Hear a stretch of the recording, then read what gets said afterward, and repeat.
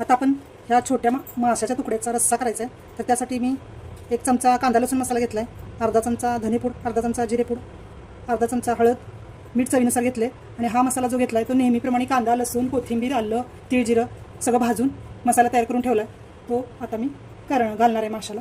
कढईत मी 2 चमचे तेल घालते. तेल तापलेलं आहे. आता यात हा मसाला घालते जो मी करून ठेवला आहे.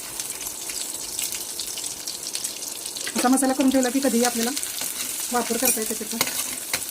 तेलात सर्व भाजून घ्यायचा. त्याच्यानंतर लाल तिखट घालायचं, मीठ चवीनुसार, हळद घालायचे, धने पावडर, जिरे पावडर घालून सर्व मिक्स करायचं. सगळं भाजून झालं त्याच्यात गरम पाणी घालायचं. यात आता हा माशाचा तुकडा शिजवलेला घालायचा, टाकून ठेवायचं 2-3 मिनिटासाठी. काढायचं आहे आणि आपला रस्सा छान झालेला आहे. आपला हा माशाचा रस्सा खूप छान झालेला आहे. तुम्हाला हा व्हिडिओ आवडला असेल तर व्हिडिओला लाईक करा, नवीन असेल तर सबस्क्राईब करा. व्हिडिओ पूर्ण पाहिल्याबद्दल धन्यवाद.